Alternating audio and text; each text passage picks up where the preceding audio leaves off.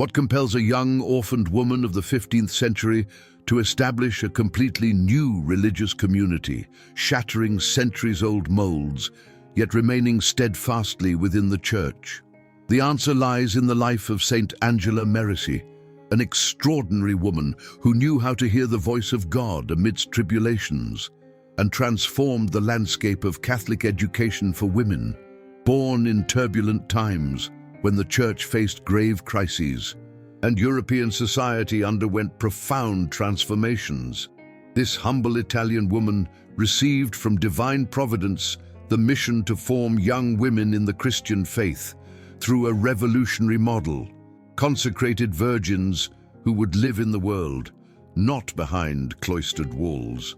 Her story is a luminous testament to how obedience to the Holy Spirit can change the course of history, and her legacy endures to this day in thousands of Ursuline sisters who continue her evangelizing and educational work across 5 continents. Chapter 1. Early years in Desenzano. On March 21st, 1474, in the small town of Desenzano on Lake Garda, nestled in the Lombardy region of Italy, Angela Merici was born into a deeply Christian peasant family. Her parents, John Merici and Biancosi, were modest but pious farmers who instilled in their children a sincere love for Jesus Christ and a filial devotion to the Blessed Virgin Mary. From her earliest years, little Angela displayed a natural inclination towards prayer and contemplation, spending long hours in the parish church where she seemed absorbed in intimate conversations with the Lord.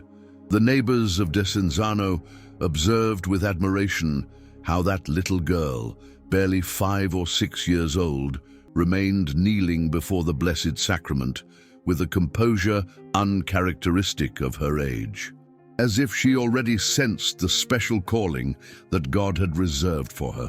Tragedy visited the Merici household early, when Angela was only 10 years old. In a short period, Providence allowed both her father and her mother to be called to eternity, leaving Angela and her older sister orphaned. This painful loss, which could have embittered the heart of any child, became the crucible where the spiritual fiber of the future founder was forged. Far from rebelling against God, Angela found her greatest comfort in prayer and in the Eucharist, the real presence of a father who would never abandon her. Her maternal uncles, moved by Christian charity, welcomed the orphans into their home, also in Desenzano, where Angela continued to grow in age, wisdom, and grace before God and men. During her adolescence, while helping with farm work and household chores, Angela began to experience a deep longing for total surrender to God. It was not simply the pious desire of a devout young woman, but an increasingly insistent inner call that impelled her towards a life of virginal consecration. At that time, the options for a woman who wished to consecrate herself to the Lord were practically 2: marriage or the convent. However, Angela felt that neither fully responded to what the Holy Spirit had inscribed in her heart. She wanted to be all Christ's. But she also sensed that her mission would not be carried out within the walls of a monastery, but in the midst of the world, serving the souls that most needed the light of the gospel. The death of her sister, when Angela was approximately 15 years old, was another devastating blow that Providence allowed to further purify her soul. The young woman was deeply afflicted, not only by the loss of her only sister, but by the uncertainty about the eternal destiny of the one who had departed so suddenly. According to hagiographic traditions, Angela gave herself to intense prayers and penances, imploring God's mercy for her sister's soul. It was then that she received a heavenly consolation in a mystical vision. She beheld her sister among the blessed in heaven, surrounded by light and eternal happiness. This supernatural experience not only reassured her regarding her sister's destiny, but strengthened her faith in the communion of saints and in the power of intercession. From that moment on, Angela understood more clearly that her life should be entirely dedicated to preparing souls for the encounter with God. The experience of orphanhood, the pain of family losses, and the mystical consolations she had received all converged on one and the same purpose: to consecrate herself to Christ in perpetual virginity, and dedicate herself to the Christian formation of young women, especially the poorest and most abandoned. Without yet knowing it, God was preparing her, in the forge of suffering and prayer, for a mission that would revolutionize consecrated feminine life and have eternal repercussions in Catholic education throughout the world. Chapter 2. The Divine Calling in Youth. Upon reaching approximately 18 years of age, Angela made the most momentous decision of her life: to consecrate herself to God through a private vow of perpetual virginity. At that time, this determination was extremely unusual, because a woman who did not enter a convent or marry remained in a socially ambiguous and often vulnerable situation.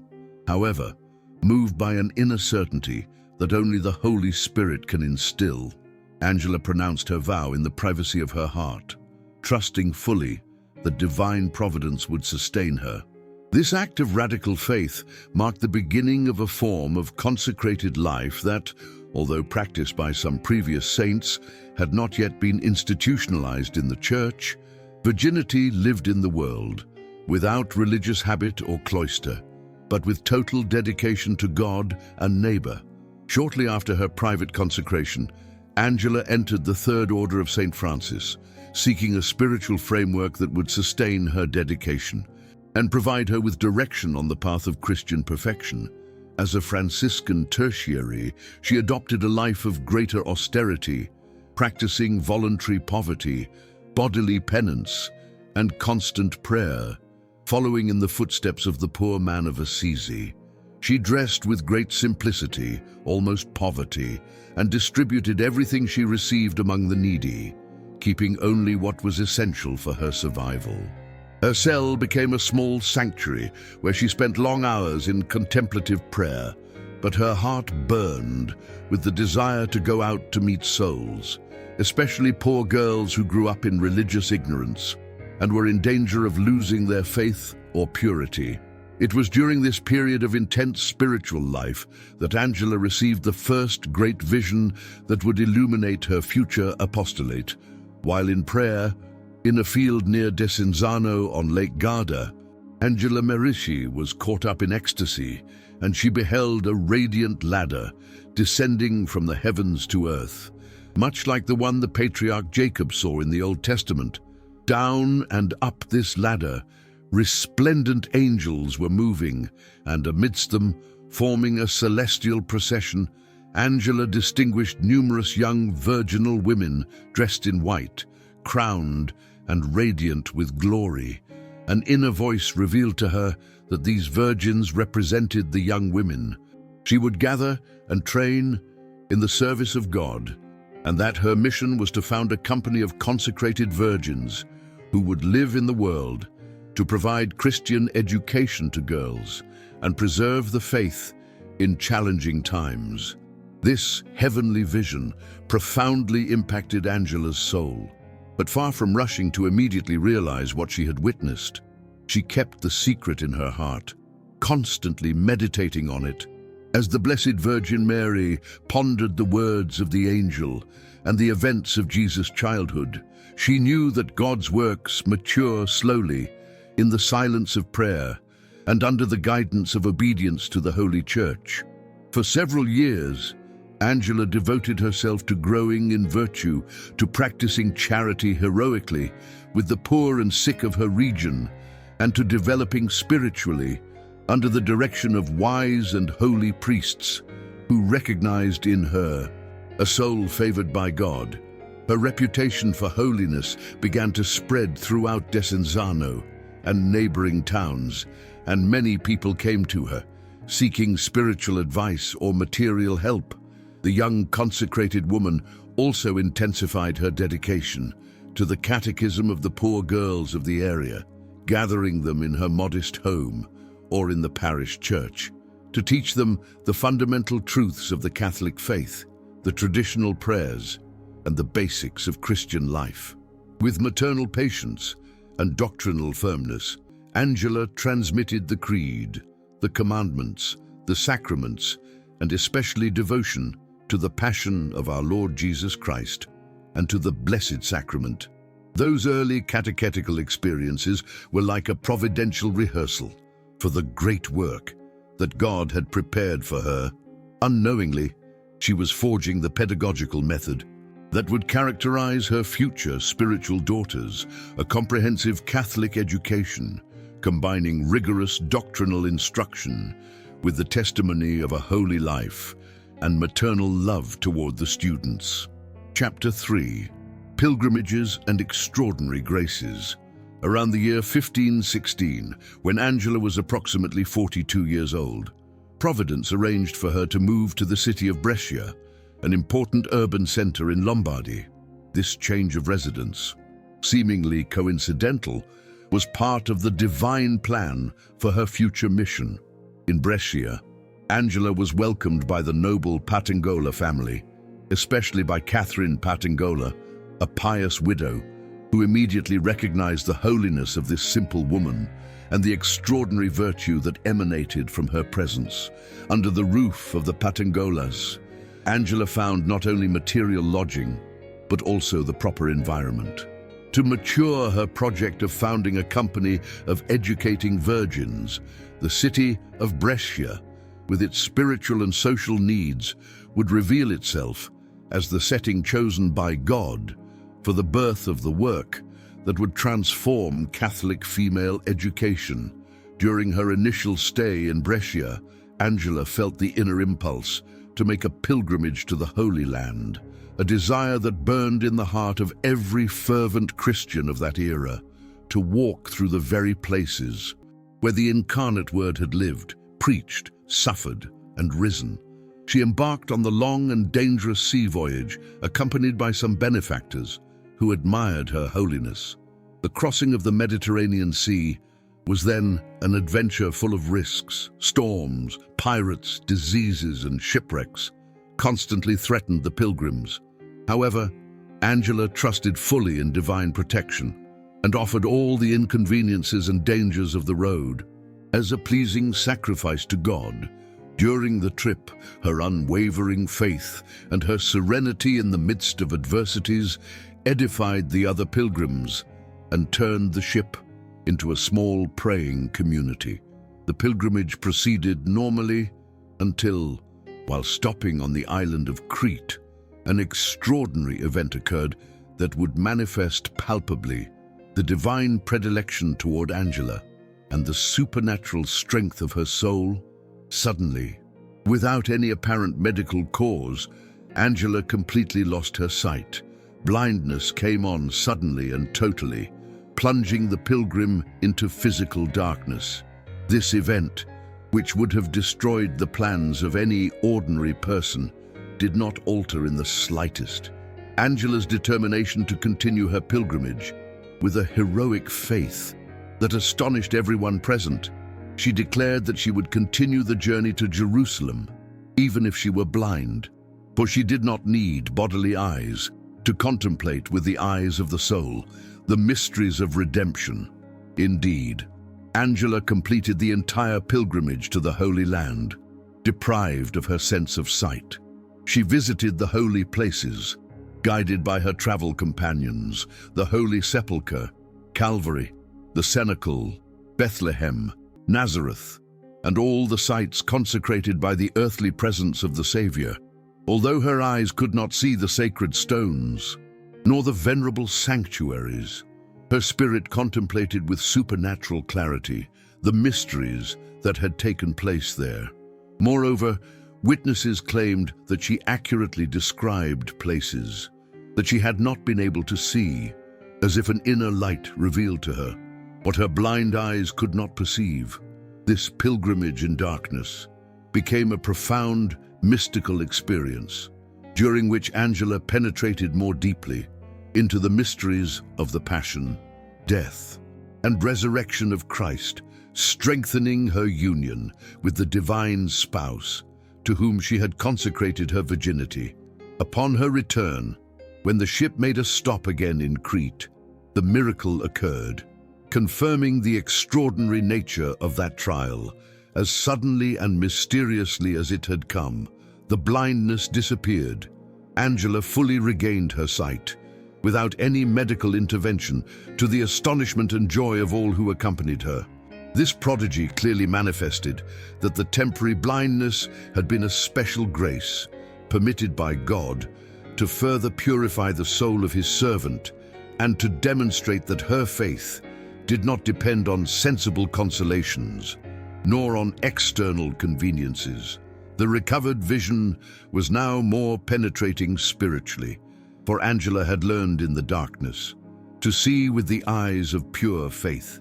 This extraordinary episode significantly increased her reputation for holiness and stirred a growing devotion among those who knew her story, thus preparing the ground for the future acceptance of her foundational work. Chapter 4. The Miraculous Blindness in Crete.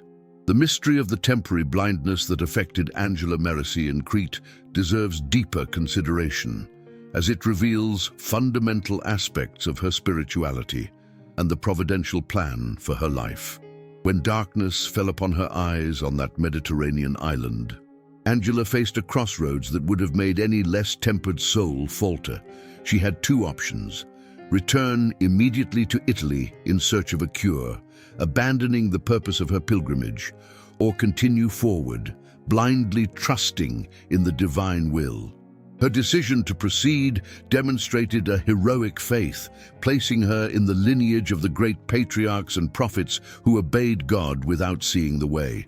Like Abraham, who left his land without knowing where he was going, Angela walked towards Jerusalem, guided only by the inner certainty that God does not abandon those who trust in him. During the weeks of her pilgrimage in a state of blindness, Angela experienced a mystical union with Christ, crucified, of extraordinary intensity. The physical darkness paradoxically became spiritual light for being deprived of the visual distractions of the external world. Her soul focused completely on the contemplation of divine mysteries.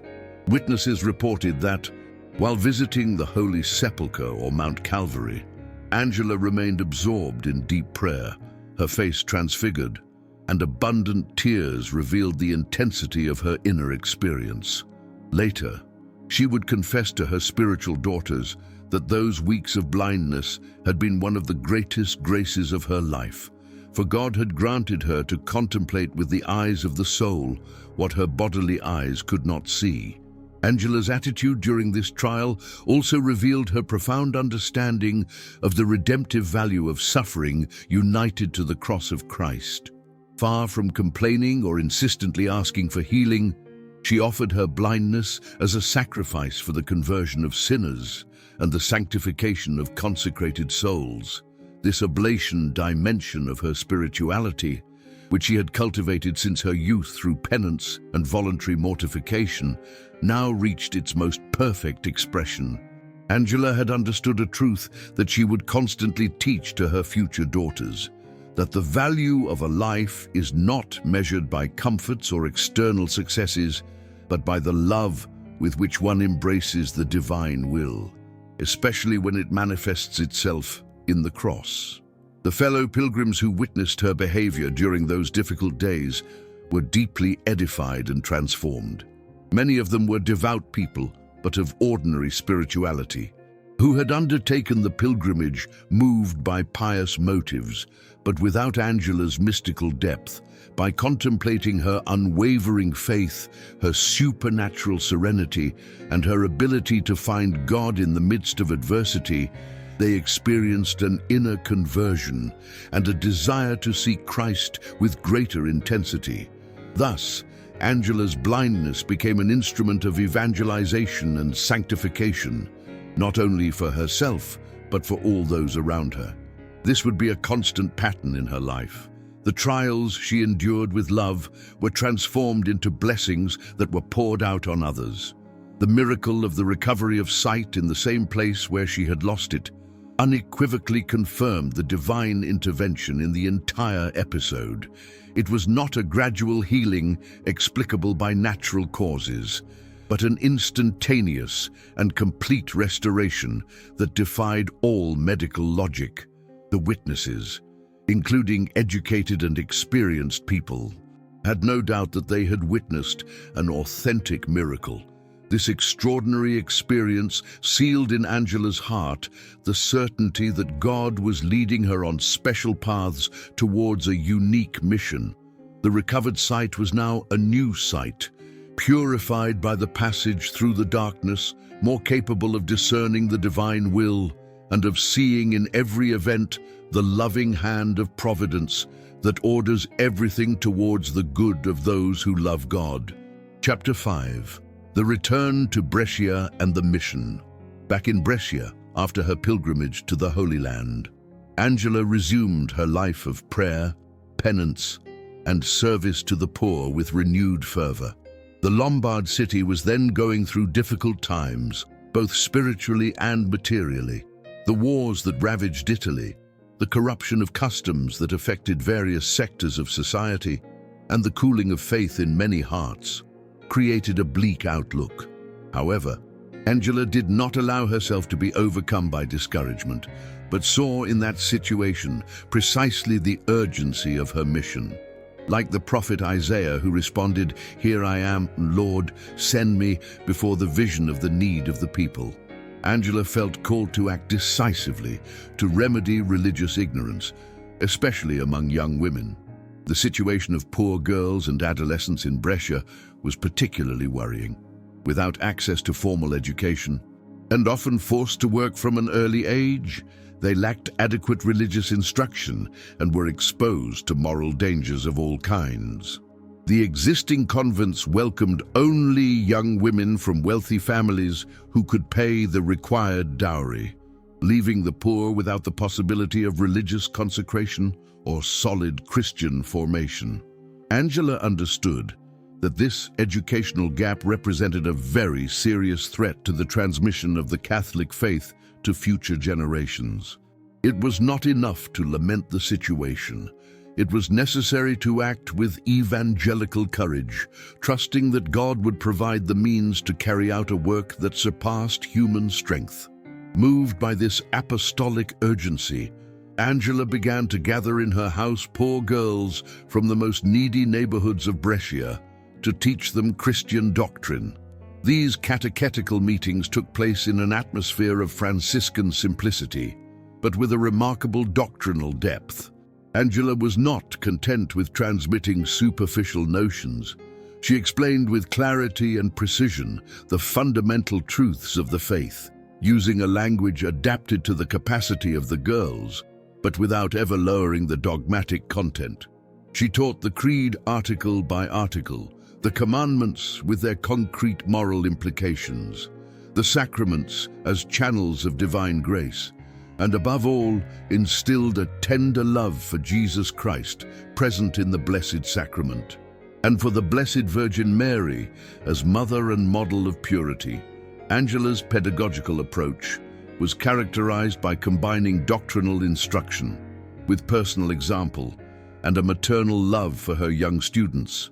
She didn't limit herself to formal classes, but rather established a personal relationship with each girl, allowing her to understand their specific needs, their family difficulties, their temptations, and their aspirations. This personalized dimension of education, revolutionary for its time, stemmed from her profound, supernatural charity and her conviction that each soul is infinitely valuable in the eyes of God. Many of those girls, who had grown up in morally dangerous environments, experienced a true conversion upon contact with Angela, discovering the beauty of virtue and the incomparable value of virginal purity.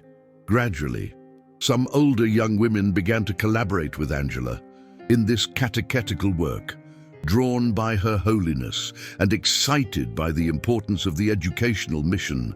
These first collaborators, generally virgins consecrated to God privately, as Angela had done years before, formed an informal group, but already foreshadowed the nucleus of what would become the future Company of Saint Ursula.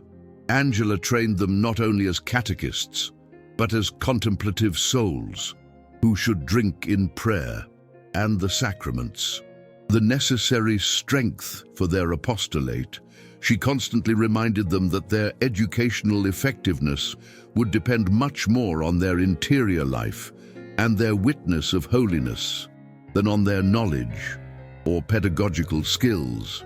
This fundamental intuition would forever mark the charism of the Ursuline nuns to be educators because they are first contemplative to teach Christ, because they have first encountered him in the intimacy of prayer.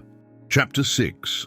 The founding of the Company of Saint Ursula on November 25, 1535, the feast day of Saint Catherine of Alexandria, Virgin and Martyr. Angela Merici took the definitive step that would change the history of female consecrated life. She officially founded the Company of Saint Ursula with a group of 28 young virgins who committed to living in the world without enclosure or a common religious habit, but consecrated entirely to God and dedicated to the Christian education of girls. The name of the new foundation honored Saint Ursula, virgin and martyr of early Christian tradition, who, according to popular devotion, had traveled with 11,000 virgin companions and suffered martyrdom for defending their purity. This invocation was not accidental. Angela saw in Saint Ursula the model of courageous virginity that does not take refuge in the safety of the cloister, but advances boldly through the world, maintaining intact its consecration to Christ. The originality of this foundation was absolutely revolutionary for its time. Until then, female consecrated life had been necessarily linked to monastic enclosure. The religious lived separated from the world, behind the bars of the convent, dedicated to choral prayer and manual labor within the monastic enclosure. The idea that consecrated virgins could live in their own homes, maintaining contact with their families, and developing an active apostolate in the midst of society was practically unheard of, and aroused suspicion in some ecclesiastical sectors. However, Angela acted with the profound certainty of someone who has received a direct divine inspiration, constantly recalling the vision of the celestial ladder that she had years before in Desenzano, where God himself had revealed her mission to gather virgins who would work in the world for the salvation of souls. The initial structure of the company reflected this charismatic novelty. The young women who entered did not pronounce solemn public vows like traditional nuns, but committed themselves through private vows or promises of chastity, poverty, and obedience, adapted to their way of life in the century. Each remained in her own home, under the authority of her parents or guardians, if they were still alive, but forming part of a spiritual community that met regularly for prayer, doctrinal formation, and the planning of the catechetical apostolate.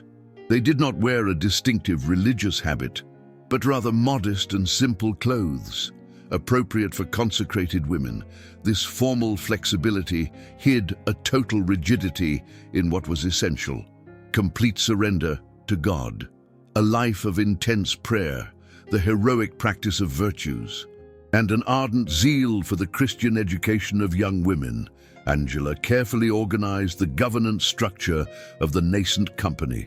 She established the position of colonellas, or superiors, who cared for groups of virgins in various neighborhoods of Brescia, supervising their spiritual lives and coordinating their apostolic work. These immediate superiors reported to the Madre General, or Superior General of the entire company, a position that Angela herself initially assumed, although with great humility, insisting that she was simply the first servant of her sisters. She also instituted the role of matronas, widowed and pious ladies, who exercised a kind of maternal protection over the young virgins, watching over their reputation in a society that could look with suspicion on consecrated women who did not live in enclosure. This structure, apparently complex, responded to the need to combine apostolic freedom with the moral and spiritual security of the consecrated women. The growth of the company was remarkable from its beginnings. The 28 founders of the first day were only the beginning. Soon, dozens, and then hundreds of young women from Brescia requested to enter this new form of consecrated life that allowed them to serve God without completely abandoning the world or breaking family ties. Angela's reputation for holiness and the evidence of the apostolic fruits that her foundation produced attracted vocations from various social sectors. Although most came from modest families, some young women from the Brescia nobility also embraced this ideal, renouncing advantageous marriages to consecrate themselves to Christ. Under the guidance of Mother Angela, the Company of Saint Ursula was revealed as a providential response to the needs of the Church in that turbulent time, offering a channel for the religious fervor of many generous souls who wished to give themselves totally to God without locking themselves in a monastery. Chapter 7. The Rule and the Spirit of the Company. Aware that any work that is to endure needs solid foundations, Saint Angela personally wrote the rule that would govern the life of her spiritual daughters. This document, composed with profound supernatural wisdom and remarkable practical sense, was completed in 1536, just 1 year after the official founding of the company. Chapter 7. The Rule of Saint Angela. A spiritual guide. The Rule of Angela Merici wasn't some dry legal code, but a true treatise on spirituality. It combined timeless doctrinal principles with practical guidance, tailored to the lives of consecrated virgins in the world. Each precept sprang from her decades of personal experience of consecrated life and reflected her deep understanding of the human heart, especially the female heart, with its noble aspirations, its weaknesses, and its potential for heroic sanctity. The spirit that animated the entire rule can be summed up in a phrase that Angela constantly repeated: the ancient enemy will strive by all means to disturb and destroy this company. But if you remain united in true charity, you will be invincible. The foundress had understood that the strength of her work would not reside in rigid external structures, nor in a multitude of minute observances, but in the mutual love between the sisters, in their union with Christ, through prayer and the sacraments, and in their faithfulness to the educational mission that God had entrusted to them. That's why the rule insisted more on cultivating interior virtues than on multiplying devotional practices, more on forming the heart according to the gospel than on imposing excessive bodily mortifications, more on developing fraternal charity than on establishing rigid hierarchies. One of the most notable aspects of the rule was its insistence on the continuous doctrinal and spiritual formation of the consecrated virgins. Angela stipulated that all should dedicate daily time to the study of Christian doctrine, the reading of Holy Scripture, and the lives of the saints, and the meditation on the mysteries of the faith. It wasn't enough for them to be good and pious. They had to be instructed and capable of transmitting the Catholic faith correctly.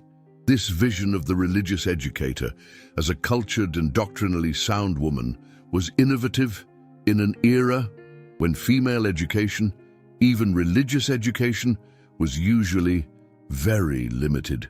Angela sensed that to educate girls well, her spiritual daughters needed an education superior to that generally received by the women of her time. The rule also contained practical provisions concerning the daily life of the consecrated women, The frequency of the sacraments of confession and communion, the hours dedicated to mental prayer, the way to dress modestly without drawing attention, the relationships with their families of origin, honest manual labor to earn their livelihood. Periodic community meetings, each prescription was imbued with a profound supernatural sense and maternal charity.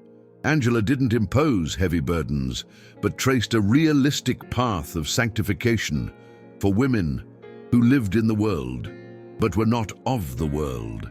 She understood that holiness did not consist in performing extraordinary actions, but in fulfilling ordinary duties with love, keeping the heart constantly elevated toward God. In addition to the rule itself, Angela composed other spiritual writings to guide her daughters, the counsels addressed to the superiors on how to govern with love and firmness, and the spiritual testament, which gathered her last exhortations and teachings. In these documents shines the wisdom of a true spiritual mother who knows the needs of her daughters and provides them with the doctrinal nourishment and the comfort they need. Repeatedly, she insisted that the superiors should treat the sisters with a mother's love, not a tyrant's, correcting defects with patience and gentleness in imitation of the Good Shepherd, who doesn't break the bruised reed, nor extinguish the smoldering wick. This pedagogy of mercy, firmly rooted in doctrinal truth, constituted the distinctive seal of the spirit of the company that Angela Merici had founded. Chapter 8. Spiritual Daughters and Female Education. The educational work that Angela and her first companions developed in Brescia produced abundant fruits that profoundly transformed the society of their time. The girls who received Christian formation in the catechetical schools, directed by the virgins of the company, not only learned the truths of the faith, but experienced a true conversion of heart. Many who came from morally degraded environments, where religious ignorance and material poverty created conditions conducive to vice, discovered the incomparable dignity of their condition as daughters of God and the beauty of a life lived according to the gospel. The testimony of their teachers, consecrated virgins, who radiated purity, supernatural joy, and genuine charity, proved more eloquent than any discourse. The pedagogical method employed by the Ursulines under the direction of Angela harmoniously combined doctrinal instruction, moral formation, and education in practical skills useful for life. It wasn't just about teaching the catechism by heart, although the memorization of the fundamental truths of the faith occupied an important place, but about forming complete Christian women, capable of living their faith in all aspects of daily existence. The students learned to read, write, and calculate knowledge, then uncommon among poor women. They also learned honest manual labor that would allow them to earn their living dignifiedly. But above all, they learned to pray, to examine their conscience, to frequent the sacraments, to cultivate Christian virtues, and to resist the temptations of the world. Angela constantly insisted with her spiritual daughters that education should be personalized and adapted to the particular needs of each girl. Not all students had the same intellectual capacity, nor the same family circumstances, nor the same moral dangers. A good Catholic educator should know her disciples individually, as the Good Shepherd knows each of his sheep by name. This personalized attention, fruit of true supernatural charity, allowed for early detection of vicious inclinations and correction with delicacy, the discovery of incipient religious vocations, and their cultivation with prudence, helping girls with serious family problems and providing them with the spiritual support they needed. The Ursulines thus became true spiritual mothers of their students, continuing the maternal work of Angela. The results of this educational work were astonishing. Numerous young women, formed in the schools of the Ursulines, embraced consecrated life, entering the Company of Saint Ursula or other religious institutes. Others contracted solid Christian marriages and educated their own children in the Catholic faith, becoming transmitters of the religious tradition to new generations. The religious ignorance that had been so prevalent in Brescia began to recede, thanks to the tireless work of those dedicated educators. Even some noble families, who had initially viewed the new foundation with suspicion, upon witnessing the transformation in the girls of the town, requested that the Ursulines also take charge of the education of their own daughters. Saint Angela contemplated these fruits with profound gratitude to God, recognizing that everything was the work of divine grace and not human merit. She constantly exhorted her daughters not to take pride in their apostolic successes, but to attribute them entirely to the Lord's mercy. She reminded them that their true educational effectiveness depended on their life of prayer, their purity of heart, and their sincere humility. An educator who neglected her inner life would soon lose her apostolic fervor and become a mere teacher of worldly skills. In contrast, a consecrated woman who remained united to Christ through constant prayer and fidelity to her vows could work wonders of spiritual transformation in the souls entrusted to her. This spiritual doctrine, as simple as it was profound, constituted the secret of the extraordinary evangelizing impact of the Company of Saint Ursula. Chapter 9. The Final Years and Spiritual Testament. As Saint Angela advanced in age, her body weakened by years of penance and tireless work, but her spirit burned with greater intensity than ever. Aware that her passage through this world was nearing its end, she dedicated her last strength to consolidating the work that God had entrusted to her, and to preparing her spiritual daughters to continue the mission without her physical presence. During the last months of her life, between 1539 and 1540, Angela drafted her spiritual testament, a moving document that collects her last teachings, warnings, and exhortations for the Ursulines, present and future. This writing, imbued with maternal wisdom and apostolic fervor, reveals the depth of her love for her daughters and her concern for the perseverance of the company in its original spirit.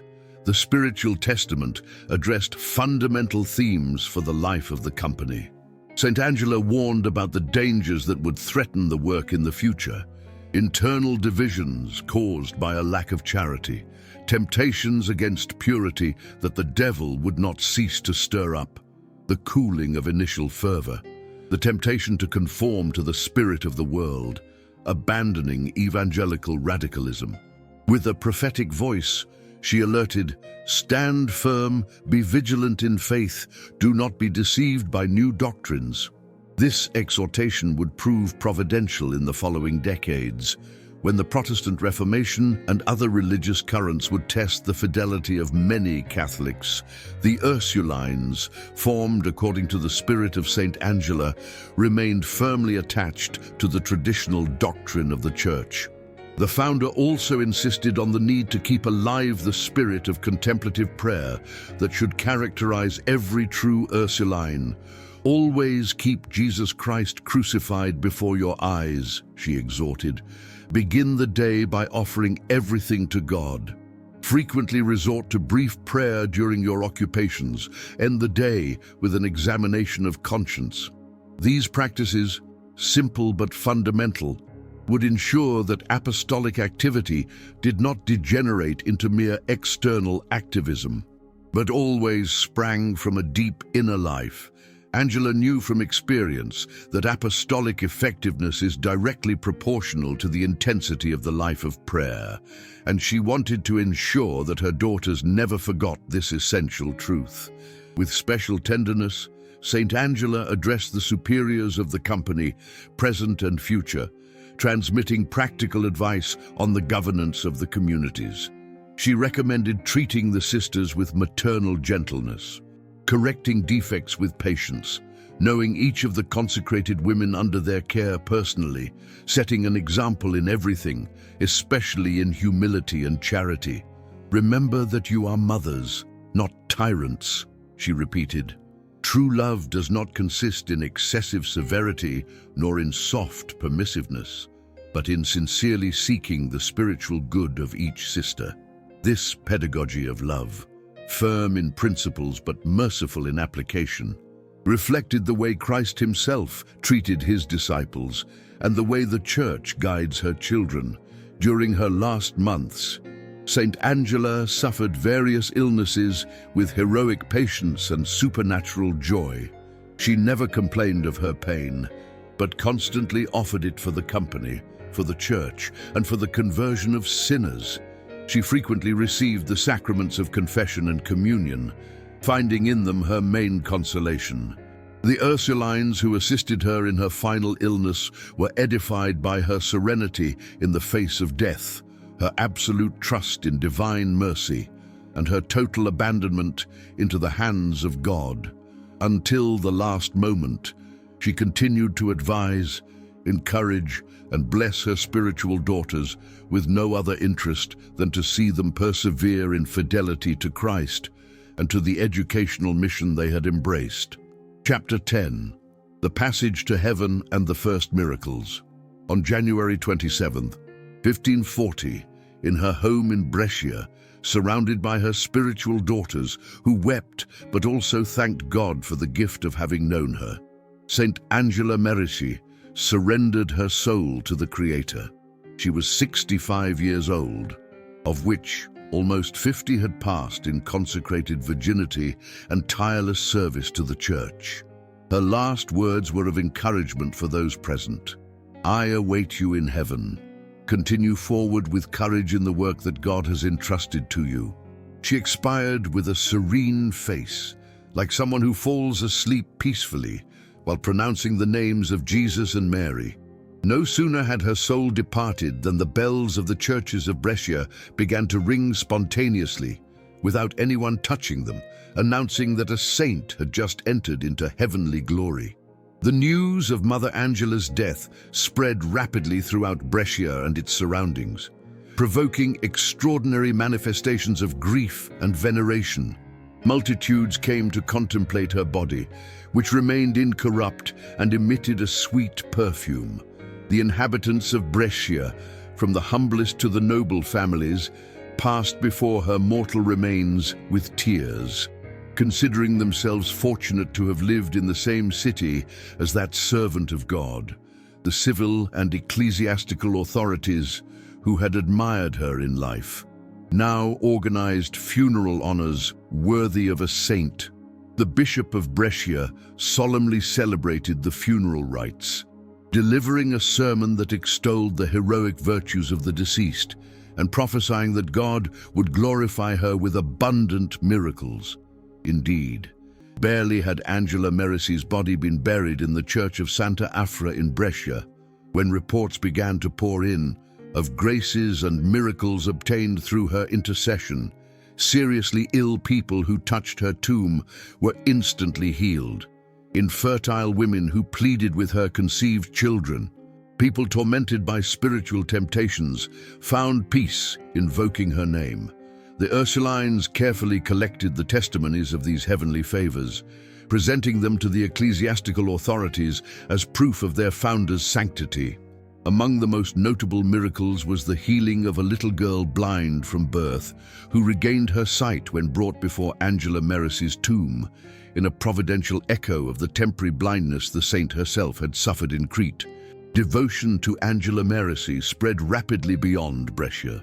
The Ursulines, who by then had spread to other cities in Italy, disseminated knowledge of the life and virtues of their holy founder.